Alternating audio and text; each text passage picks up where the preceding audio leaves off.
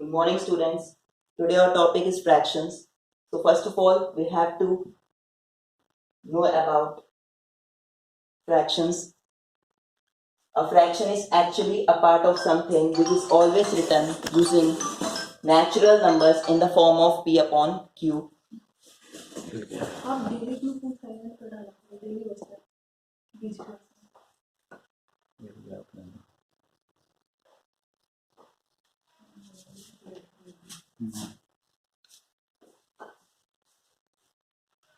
करो स्टार्ट। क्या को हिल गया, मैं उठाना।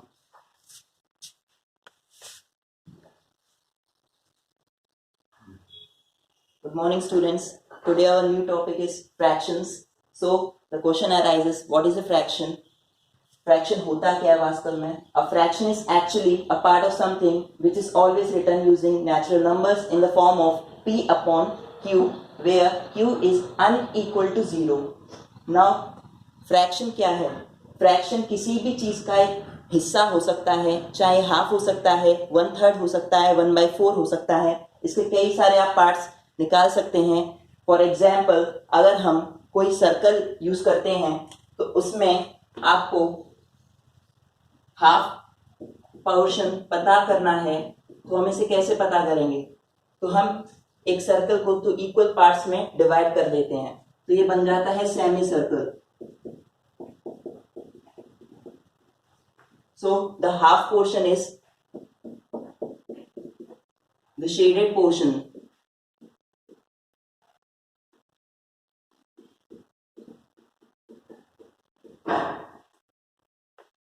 So the fraction is used to divide between many peoples or between two peoples and so on. Note, the standard form of fraction is numerator upon denominator, where you can remember it in short as f is equal to n upon d. As we have already taken a form in the form of P upon Q, where P is the numerator and Q is the denominator, which is never equal to 0, because if the denominator becomes 0, then the fraction is not successful, or you can say the fraction is not a real fraction. Now, types of fractions. There are mainly 6 types of fractions. Number 1, proper fraction. Number 2, improper fraction. Number 3, mixed fraction. Number 4, equivalent fraction. Number 5, unit fraction. And number 6, decimal fractions.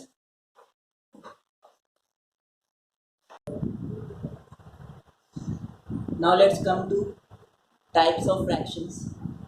First of all, we shall go further one by one. So, first type of fraction is proper fraction. So, write a proper fraction. Always keep in mind the numerator is smaller than denominator. आपको एक proper fraction लिखते time हमेशा ये बात याद रखनी है कि जो न्यूमरेटर होता है वो डेनोमिनेटर से अक्सर करके स्मॉलर होता है. फॉर एग्जाम्पल 2/3 हमने एक फ्रैक्शन लिया. जैसा कि मैं इसकी स्टैंडर्ड फॉर्म आपको ऑलरेडी बता चुका हूँ, हम नेचुरल नंबर्स यूज़ करते हैं. इसे 0 के साथ नहीं लिख सकते क्योंकि 0 एक होल नंबर से स्टार्ट होने वाली संख्या है. So in this fraction 2/3, here numerator is 2 and denominator is 3. So according to definition, जो हमारी definition कहती है numerator denominator से smaller होता है. That is, आप देख सकते हैं कि numerator 2 है और denominator 3 है. So numerator 2 is less than 3. So we can say it is a proper fraction. तो proper fraction आप समझ चुके होंगे कि इसमें अक्सर करके numerator denominator से छोटा ही होता है. Some other examples are, कुछ और examples भी आपको दे रखे हैं. 3/4. Let's see. The numerator is 3 and the denominator is 4. Always keep in mind, हमेशा दिमाग में एक बात याद रखिए कि जो अपर पोर्शन है वही न्यूमरेटर रहता है और जो लोअर पोर्शन है वो डेनोमिनेटर रहता है. So the denominator is 4 and the numerator is 3. Again, we can say that 3 is less than 4, so it is also a proper fraction. Now, let's take another example. It is 4/5. Here also you can see 4 is less than 5. And further 11/59. Here the numerator is 11 and the denominator is 59. You can see 11 is less than 59. So it also satisfied the given definition which says the numerator is smaller than denominator. तो आप देख सकते हैं कि definition हमारी जो कहती है वो इन सभी एग्जाम्पल्स में आप जैसे जैसे देखते चलेंगे सभी के न्यूमरेटर्स अपने डिनोमिनेटर से स्मॉलर हैं. So this was the proper fraction.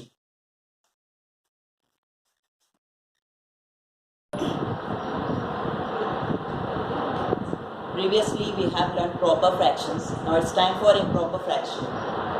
The second type of fraction is improper fraction. To write an improper fraction, always keep in mind the numerator is greater than denominator. आपको एक improper fraction लिखते time हमेशा दिमाग में एक बात रखनी है कि जो numerator होता है वो denominator से greater होता है. But in proper it was opposite. The numerator was smaller than the denominator. For example, 3/2. हमने एक फ्रैक्शन लिया. Again I am mentioning the denominator can never be equal to 0. जैसा कि मैं पहले भी बता चुका हूँ, डेनोमिनेटर की जगह आप कभी 0 नहीं ले सकते. आप न्यूमरेटर की जगह ले सकते हैं बट डेनोमिनेटर की जगह नहीं ले सकते हैं. Here in example 3/2 the numerator is 3 and the denominator is 2. हमारी डेफिनेशन कहती है the numerator is greater than denominator. So you can see the numerator 3 is greater than denominator 2. जैसा कि आप अच्छे से जानते हैं 3 2 से greater होता है. So according to definition, the numerator is greater than denominator. So we have 3 greater than 2 in this example. Hence it is an improper fraction. तो आपने देखा कि अकॉर्डिंग टू डेफिनेशन ये कंडीशन सेटिस्फाई करता है कि जो न्यूमरेटर होता है वो डिनोमिनेटर से ग्रेटर होता है. So let's take another examples. First 13/4. Here you can see the denominator is 13 and the numerator is 13 and the denominator is 4.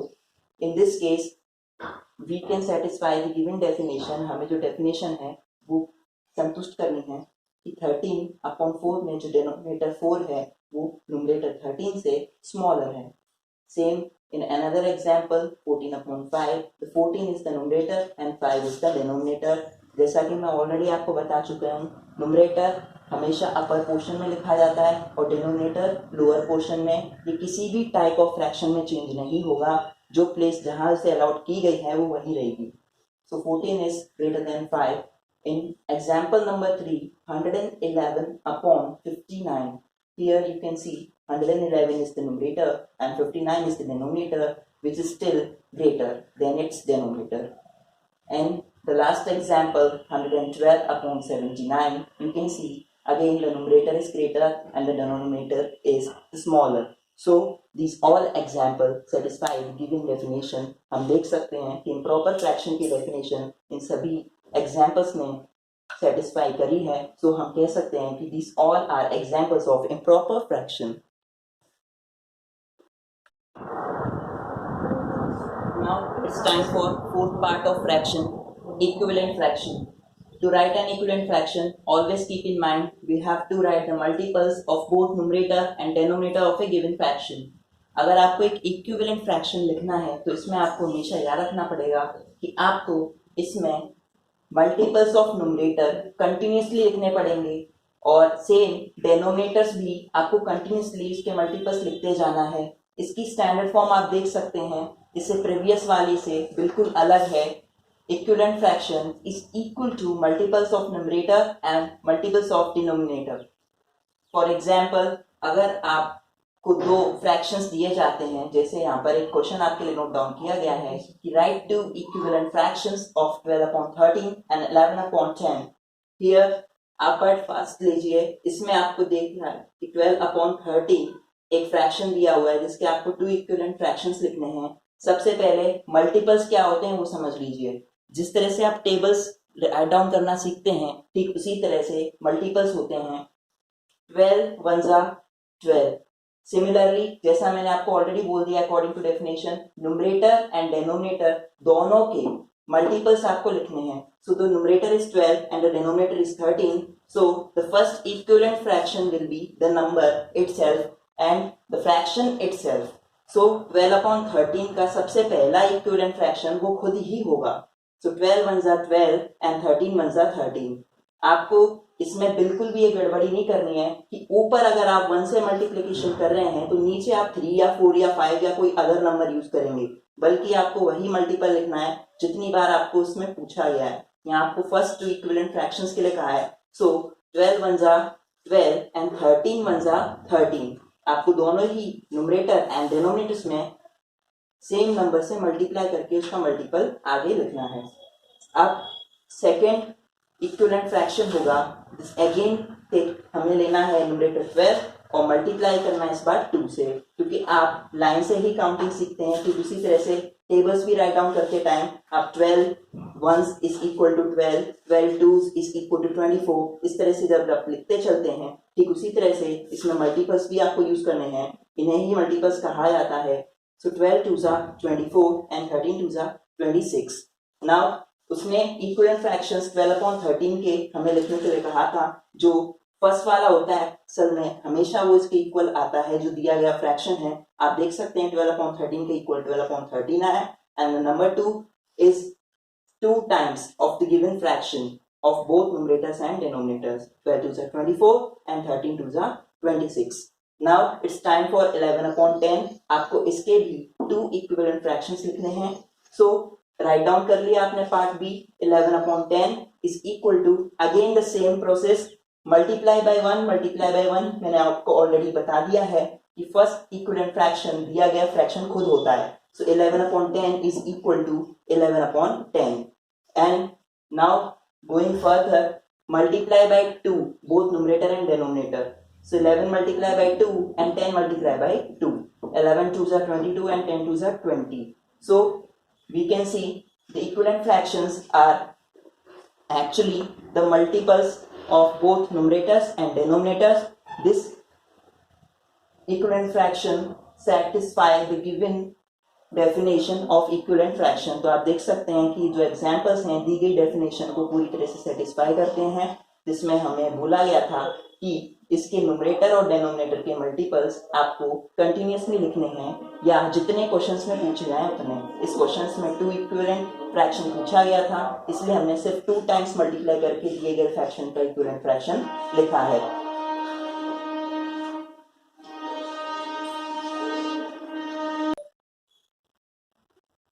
Now let's come to another type of fraction, unit fraction. The word unit means one. आप already इसे place value में समझ चुके हैं कि जो सबसे last वाला फिगर होता है किसी भी नंबर में वो 1 से स्टार्ट किया जाता है या यूनिट्स प्लेस से स्टार्ट किया जाता है. ठीक उसी तरह से यूनिट फ्रैक्शन में भी हम उसी यूनिट का यूज कर रहे हैं, but only for meaning. The meaning of units and ones is the number और digit 1. To write a unit fraction, आपको unit fraction लिखने के लिए always keep in mind we have to write 1 as the numerator. हमें इसमें numerator को हमेशा 1 लिखना पड़ेगा as shown in the below given examples. नीचे दिए गए examples में आपको ऑलरेडी दिखा चुका हूँ कि numerator को ही 1 लिखना है आपको. आप चाहें तो denominator भी 1 लिख सकते हैं, क्योंकि इसमें सिर्फ और सिर्फ न्यूमरेटर के लिए कहा गया है. बट द डिनोमिनेटर में भी एनी नंबर एक्सेप्ट 0. आप इसमें डिनोमिनेटर में कोई भी नंबर यूज कर सकते हैं, लेकिन आप यहाँ 0 यूज नहीं कर सकते. मैंने ऑलरेडी मेंशन किया हुआ है कि जब डिनोमिनेटर को अगर आप 0 कर देंगे तो फ्रैक्शन एक्चुअली फ्रैक्शन रहेगा नहीं, because it is not divisible according to mathematical rules. So to write a unit fraction always keep in mind, आपको हमेशा दिमाग में रखना है कि न्यूमरेटर हमेशा 1 होना चाहिए, चाहे डिनोमिनेटर कुछ भी हो एक्सेप्ट 0 को छोड़कर. So this was unit fraction.